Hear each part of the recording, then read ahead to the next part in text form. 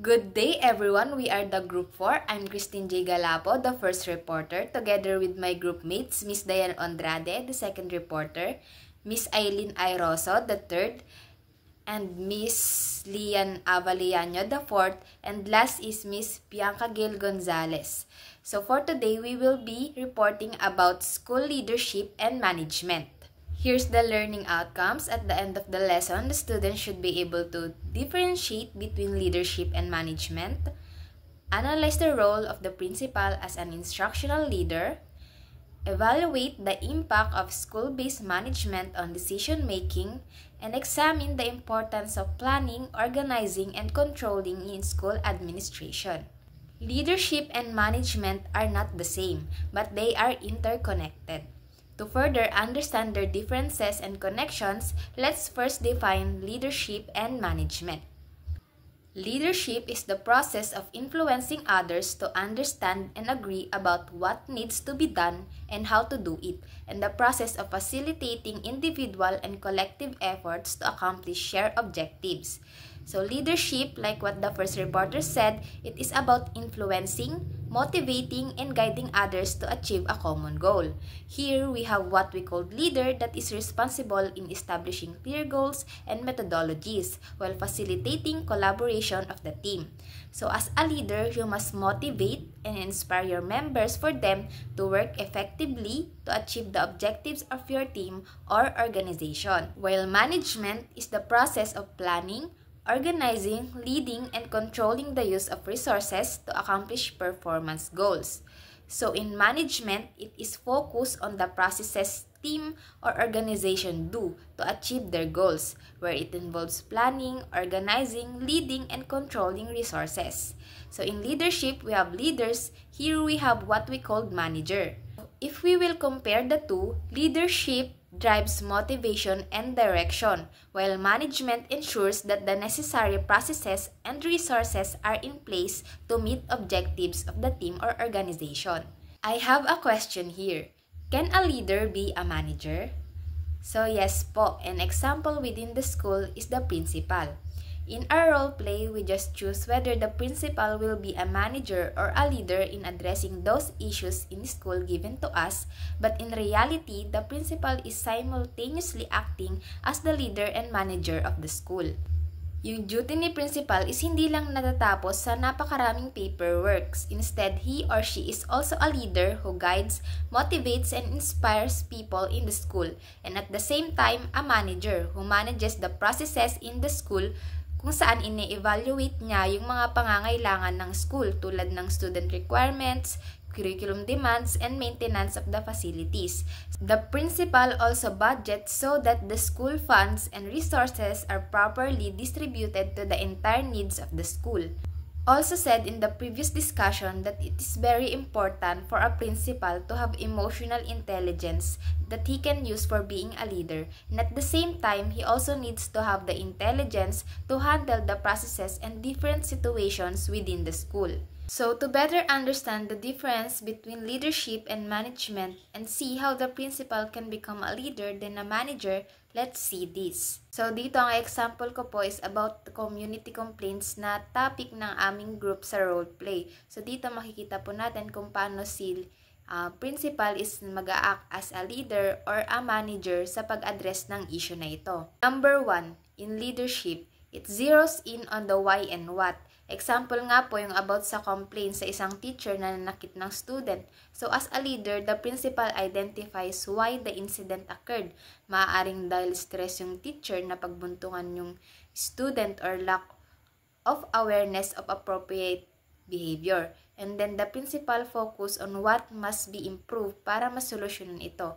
So as a principal, he or she will assure to the parents during a meeting that the school does not tolerate such behavior and will take action to ensure their children are protected. In management naman, it tackles the how. As a manager naman, principal outlines the process for addressing the complaint. Example, the principal forms small investigation team consisting of the guidance counselor and a senior teacher to gather facts about the incident. Number 2, in leadership, sets the course and direction. As a leader, the principal set a clear vision para sa lahat ng teacher kung saan ine-emphasize niya yung kahalagahan ng positive discipline and respectful interaction with students. So in the next faculty meeting, he or she discussed about the incident without naming anyone to reinforce the school's policy on treating students with dignity. In management naman, it executes and implements plan. So as a manager naman, once na na-verified na ni principal, pinatawag niya naman ngayon yung teacher for a one-on-one discussion, gaya nung sa role play. Then, he or she provide constructive criticism and ensures that the teacher understand the policies in place. The principal also issue a formal written warning para sa teacher and sinisigurado din niya na uma-attend yung teacher sa seminar on professional behavior. Number 3, takes a long-term perspective. As a leader nga, aside sa pag-resolve ng complaint, principal introduce a professional development sessions on classroom management and stress handling para sa lahat ng teachers, ensuring na in the future, hindi na mauulit pa yung gantong complaints. Principal can have a partnership with the local education consultant or the DepEd district office to conduct workshops for teachers.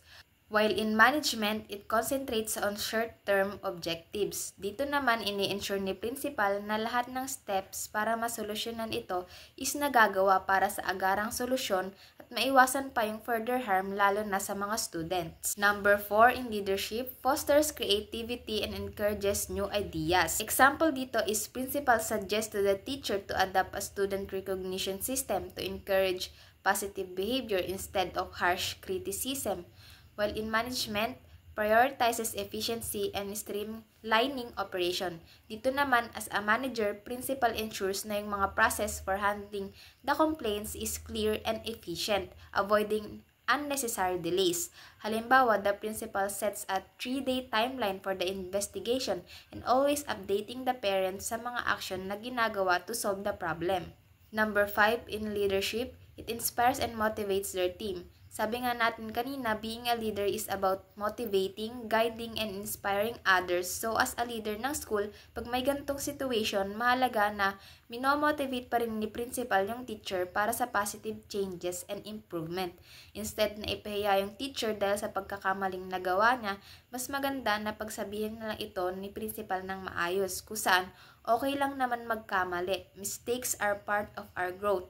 Di naman masama magkamali dahil madalas dito pa tayo matututo. Ang masama lang, alam na nga nating mali ito pero paulit-ulit pa din natin itong ginagawa. While number 5 in management, coordinates and organizes. As a manager naman, the principal ensures na lahat ng affected ng issue ay informed and involved, such as arranging for counseling sessions para sa mga students na nasaktan and guiding the teacher through the improvement plan. In conclusion, parehas po na mahalaga ang leadership and management sa isang team or organization para ma-achieve yung overall success or yung goal, halimbawa na nga po sa school, where effective leadership can enhance management efforts and strong management can support leadership initiatives. To understand more about school leadership and management, my group mates will continue the discussion. Thank you po for listening. Good evening everyone, I am Dayancy Andrade and now let's move on sa school leadership. So ano nga ba ang school leadership?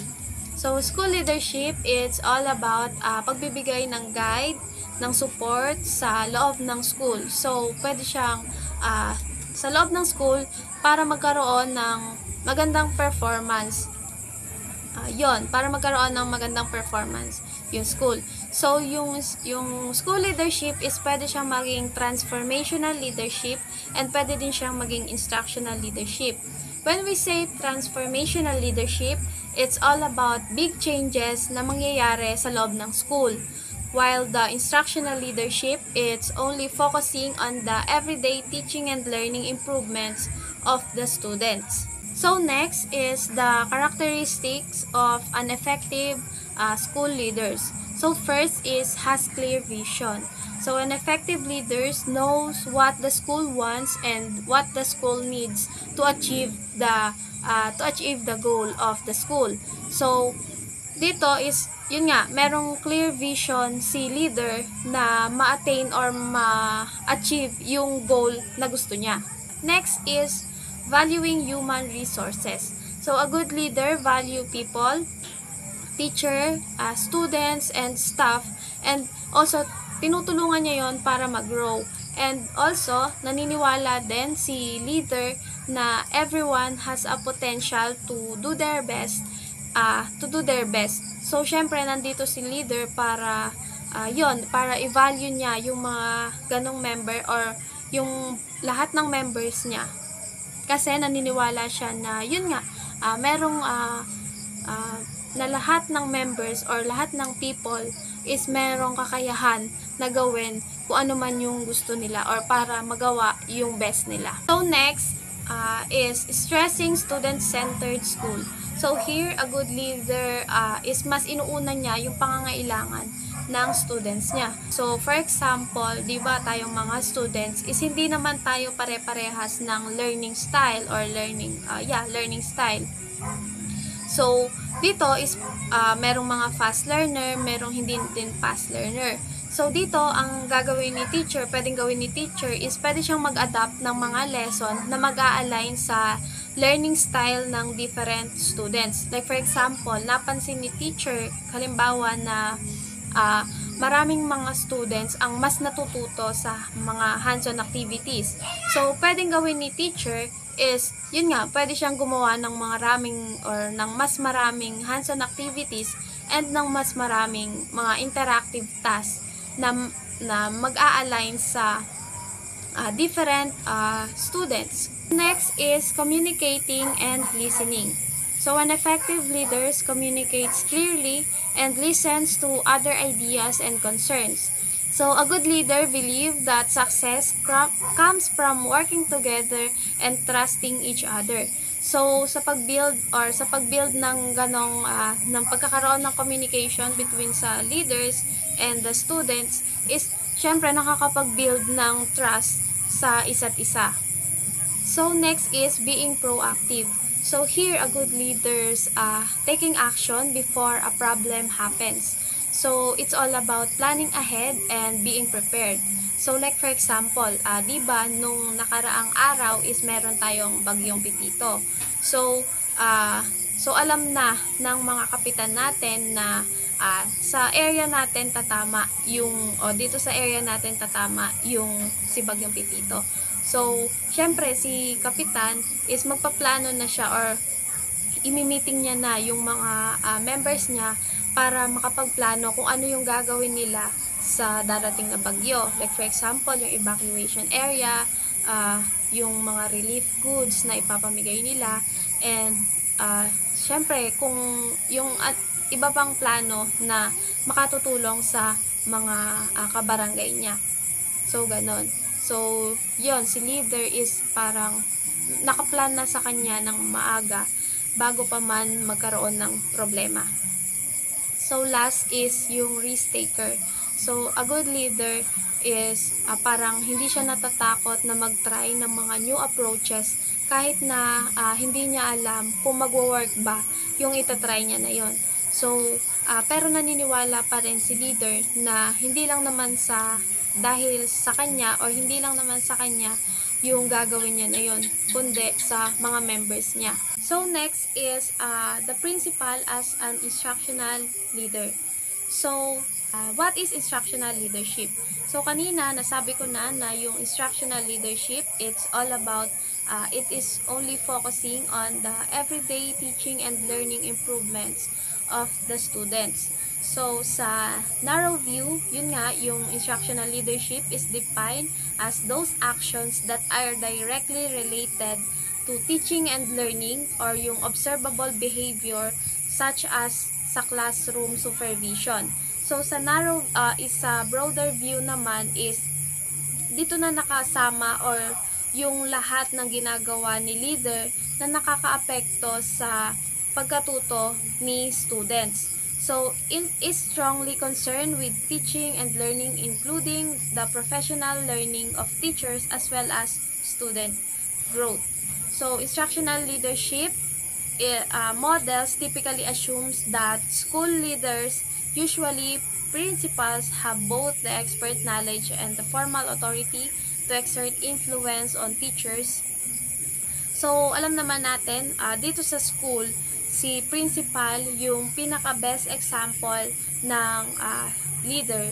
So, si principal is meron siyang kakayahan na i-manage yung buong school. So, hindi naman siya nilagay doon para, hindi naman nilagay si principal sa ganong posisyon nang walang knowledge and authority. So, meron siyang sapat na meron siyang kakayahan na mapamahalaan yung buong school. So, si principal is meron siyang sapat na knowledge, yun nga, and authority para sa ganong posisyon. So, para magkaroon or para mapabuti yung mga teachers and kung paano matututo yung students. So, Hallinger and Murphy states that instructional leadership comprises 3 broad categories. So, first is defining the school mission, managing the instructional program, and promoting school climate. So, now let's move on sa roles of principal as instructional leaders. So, first is focusing on learning. So, dito, yun nga, nakafocus lang si principal sa kung paano natututo yung mga students. Like for example, si principal, lagi siyang nag-o-observe ng mga classroom para makita niya or ma-observe niya kung natututo ba talaga yung mga students. So, hindi lang basta pumasok dito si student sa school, kundi dapat meron ding natutunan si students. Next is encouraging collaboration. So, dito, si principal, mas pinapahalagahan niya yung pagkakaroon ng collaboration sa bawat teacher. So, like for example, nagpatawag ng meeting si principal. So, dapat, ang gusto niya is hindi lang siya yung laging nagbibigay ng ideas. So, gusto niya na nag-share ng ideas yung mga members or yung mga teacher and staff na magbigay din ng kani-kanilang ideas. So, yun, gusto ni principal na merong collaboration din. And, merong collaboration sa bawat school, sa bawat teacher para magkaroon ng magandang performance yung school. So, next is using data to improve learning. So, dito, si principal is kinukuha niya or tumitingin siya ng mga performance and exam ng mga students kung dapat bang ibaguhin yung teaching methods or teaching strategy ni teacher. So, kung mababa yung performance ng mga students ng teacher is pwede niyang baguhin or pwedeng baguhin ni principal yung teaching strategy ni teacher. So, next is providing support. So, dito, si principal is, binibigay niya yung full support niya para magkaroon nga ng better performance yung mga students. So, lagi niyang sinusuportahan kung ano man yung mga makatutulong hindi lang sa schools, pati sa students. Last is yung aligning curriculum, instructions, and assessment. So, dito, si principal, minimake sure niya na dapat connected yung lahat. Like, for example, yung kung ano yung ituturo ni teacher, kung paano niya yung ituturo, and kung paano matututunan ng students. Like for example, 'di ba, laging nagpapa-check palagi ng lesson plan yung mga teacher. So, minimake sure dito ni principal na yung lesson plan is dapat naka-align siya sa curriculum or sa layunin ng curriculum. So yon. In conclusion, being a leader is not just about having a title or giving orders. So, it's about guiding others, inspiring them, and helping them to do their best. So, real leadership means showing respect and being a good example and always being ready to learn. So good afternoon everyone. I am the third reporter for this group and my topic is all about educational management. So what is educational management? When we say educational management, it involves a different process of planning, organizing, and directing activities in school, using both humans and material resources to achieve the school objective effectively.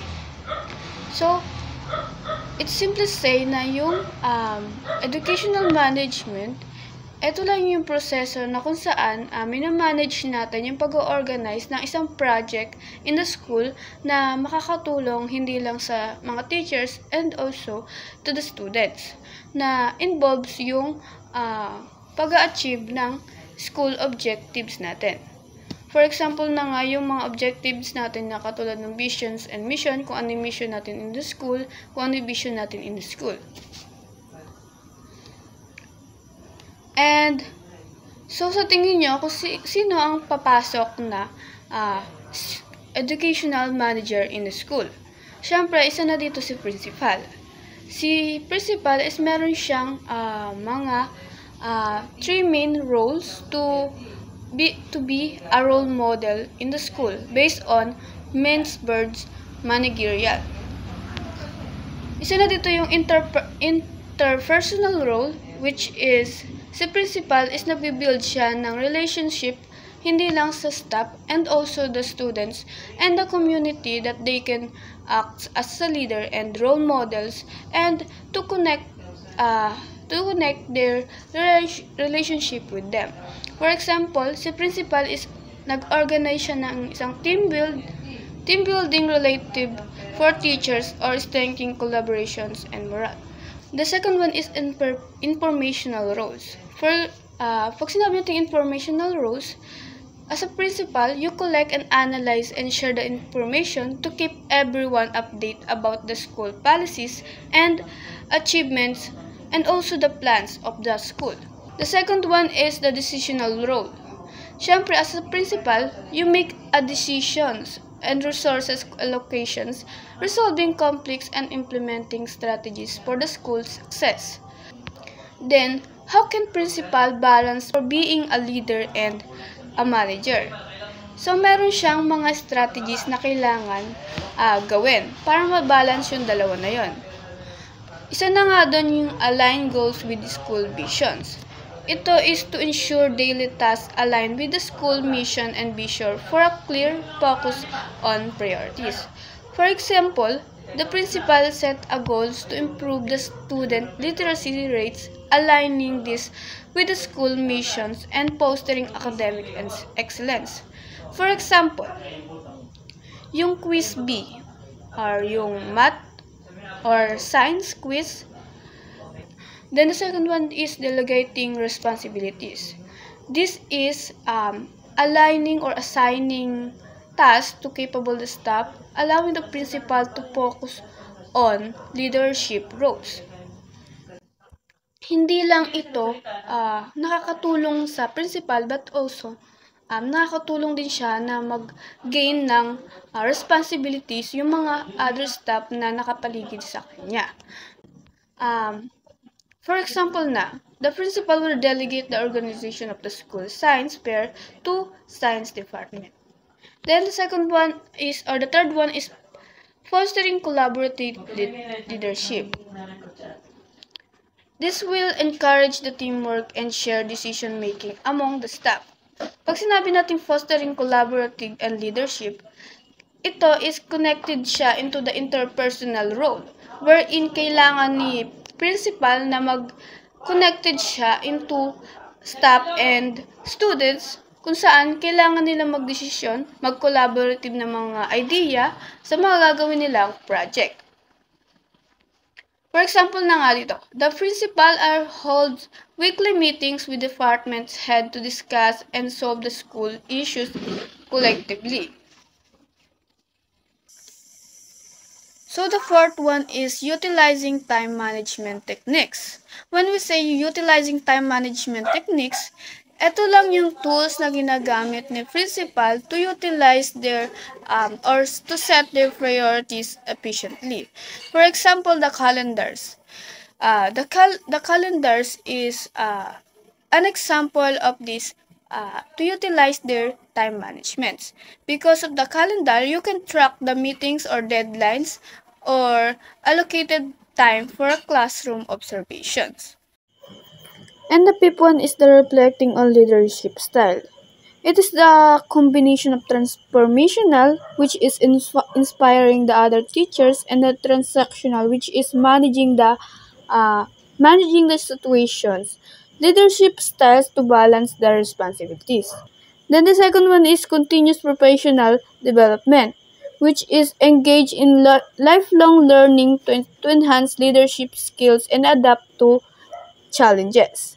For example, the principal will attend workshop on exclusive educational to better serve diverse students population.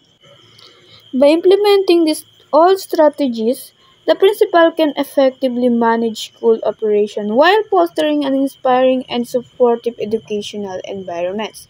And that's all my part of this um, report, and it will proceed by Miss Leah.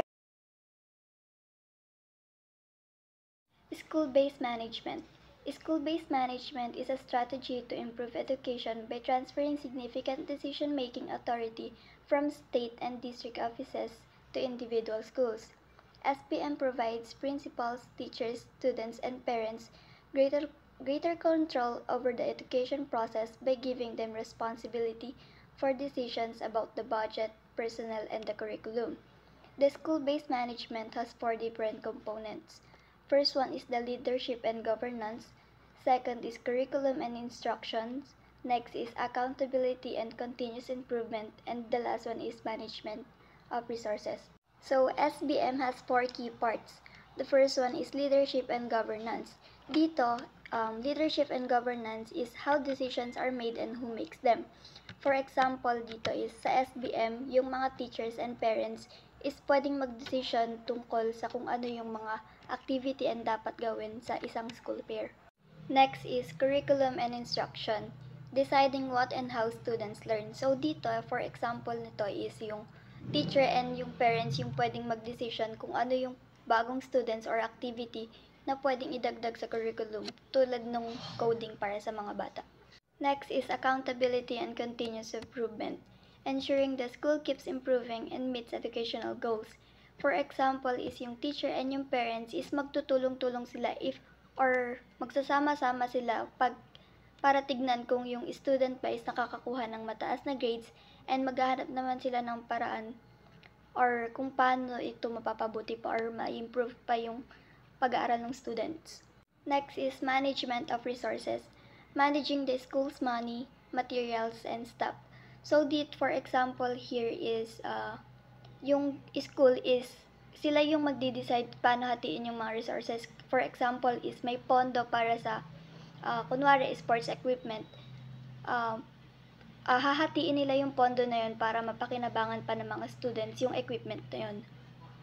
So aside from the key parts, so meron tayong main effects of SBM or school-based management. First one is decentralization. So in decentralization, decision making is moved from district offices to the school, allowing decision to be more tailored to the school needs. So for example nito is yung principal and yung parents is pwedeng magdesisyon or mag-decide kung magdadagdag sila ng extra class for the students na. For example, nahihirapan sila sa math and hindi na nila magdadagdag sila ng extra class na yon nang hindi na nila kailangan maghintay ng approval from the district offices. Next is participative decision making. So here is teachers, parents, and students work together to make decisions leading to a stronger sense of teamwork and responsibility. So dito, for example is yung teachers and yung parents is magkakaroon sila ng chances magbigay ng kanilang opinions about sa gustong project nilang gawin either yearly or monthly sa kanilang school or classroom. Next is better responsiveness. Schools can respond faster to problems and opportunities because local stakeholders know what is needed. Dito is, for example, dito is, kunwari may bagyong dumaan, yung school is agad magdesisyon from from teachers and admin lang ng school kung kailan maka-cancel yung klase, depende na din sa condition ng school. So magdedesisyon sila kung paano kung kailan ika-cancel yung class. Next is role changes. Principal shifts from being the sole decision makers to working as leaders who collaborate with staff and parents. For example is yung principal is, di ba, from principal magiging facilitator siya and makikipagtulungan siya sa mga teachers and parents para mag-decide kung anong program yung makikinabang sa mga students. And last is focus on accountability. So, since everyone is involved in decision making, there's a stronger sense of ownership over the school success. So, for example is, pag bumaba yung grades ng student, yung teacher and principal or yung parents is magkakaroon ng, kunwari, meeting, ganyan, para ayusin yung problems and para ma-ensure na din natataas yung grades ng students. So, next na tayo is challenges in implementing school-based management or SBM. So, first one is lack of knowledge. So, in lack of knowledge, some people may not have the knowledge or skills needed for decision making. So, dahil school-based management to, for example is, yung parents is hindi niya alam kung paano mag-approve ng budget. Katulad ng sa example natin is yun nga, i-manage yung mga resources. For example is yung parents is hindi niya alam kung paano mag-approve ng budget proposal para sa yung gagamitin sa schools, or kulang yung knowledge niya para doon. Next is lack of decision-making skills, communication, and trust among stakeholders. So there might be communication problems or mistrust among stakeholders. So for example, dito is hindi nagkakaintindihan yung teacher and yung parents tungkol dun sa mga plans or plano para sa isang project bago pa yun matuloy. So yun nga, miscommunication. Next challenge is statutes, regulations, and union contracts that restrict decision-making authority and teachers' time involvement. So, for example na to is, rules or regulations can sometimes restrict decision-making power. So, meaning pag may isang batas or rules na nagbabawal sa mga teachers na magturo ng ibang subject, bukod sa kanilang, kunwari sa atin, major is in science. So, maaaring malimit yung mga initiative ng mga teachers na yun. Last one is reluctance of some administrators and teachers to allow others to take over decision-making authority. So, dito ay some teachers or administrators may resist giving up control or sharing decision-making authority. So, kasi dito is yung principal is pwede siyang mag-hesitate or hesitant siyang magbigay ng responsibility either sa teachers or sa parents. Kasi may instances na matakot yung principal na hindi matutuloy yung plano or hindi success yung plano na yun. So that's it for my part, which is school-based management. Ako nga pala si Bianca Gilpie Gonzalez, and tatakal naman natin dito ngayon is yung function ng educational management. So, according to NURICMA 2024, merong 4 na function yung educational management. Una dito is yung planning. Sa planning, it is the process of setting objectives and determine what should be done to achieve the objectives. Example ng planning is sa beginning ng school year, si principal is nag-conduct ng strategic planning session which nakakapag-set ng educational goal. So, pinlano ni principal na magkaroon ng improvement sa student literacy rate. So, nag-allocate siya ng mga resources katulad ng pag-hire ng additional reading specialist and pagbili ng mga new reading materials and pag-develop ng comprehensive reading program para ma-achieve yung isang taon na goal nila na yon. Next naman na function is organizing. It aims at effective teamwork towards achievement or predetermined objectives. Example ng organizing is si school principal. Nagre-structure siya ng mga role and responsibility ng faculty, which is nag-create siya ng specialized committees para sa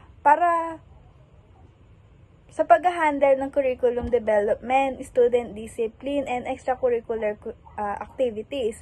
So, sa pag-assign ng specific task na yon, binase niya sa mga strength ng teacher, kung ano yung strength niya na yon, ng teacher na yon.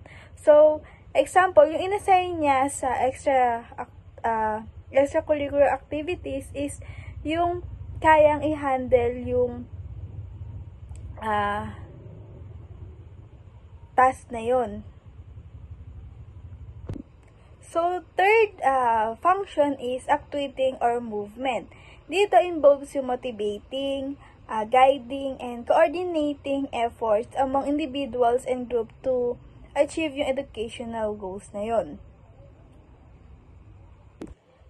Example nito is si principal, nag-organize siya ng workshop and team building activities para sa mga teacher at sa mga staff sa simula ng school year. So, si principal, in-encourage niya ng collaboration and teamwork yung mga teacher by peer mentoring program. So, si experienced teacher, ginaguide niya o tinuturuan niya yung mga newer staff para sa mga gawain or mga gampanan sa school. So, last function is control. So, control indicates how far the goals have been achieved.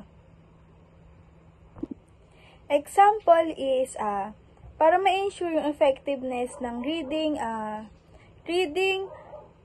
improvement program, si school is nag-implement ng regular assessment and progress monitoring. So, yung mga nakokolekta nilang data is base sa student reading levels sa simula, sa middle, at saka sa end ng school year. So, yung result doon is makikita kung sino yung mga student na hindi nakapag-progress sa buong taon. So, base sa data na yon, si principal, mag-a-adjust siya ng strategy by magproprovide siya ng additional tutoring session para ma-meet yung student needs nung bata. So now, isadako na tayo sa importance of effective planning, organization, and controlling in school administration. So, una dito is planning. Ano nga ba yung effective planning? Importance ng effective planning. So, sa effective planning is nagpo-provide siya ng direction, enable schools to address yung mga challenges para masolusyonan yon habang habang papunta sila sa goal ng school nila. Next naman is organizing. So, organizing, ini-ensure dito na yung mga parts ng school, yung mga bumubuo ng school is may kanya-kanyang role sa school. Meron kanya-kanyang gampanin which is makakapagbigay ng support sa effective educational environment. And last is control. So, kapag meron tayong effective control mechanism, makakatulong yon para i-identify natin yung mga strength and areas for improvement which is nakakapag-adapt for strategies and mamimaintain natin yung high educational goals. So, in conclusion, both school leadership and educational management play vital and complementary roles in the effective functioning of educational institution, while school leadership focuses on inspiring, guiding, and setting a vision that foster a positive culture and innovation. Educational management ensure that the process and resources needed to achieve these goals are efficiently organized and implemented. So, together, they create a balanced foundation where leadership drives the people and vision, and management handles the system and operations, ultimately leading to the successful delivery of quality education and the fulfillment of a school's objectives.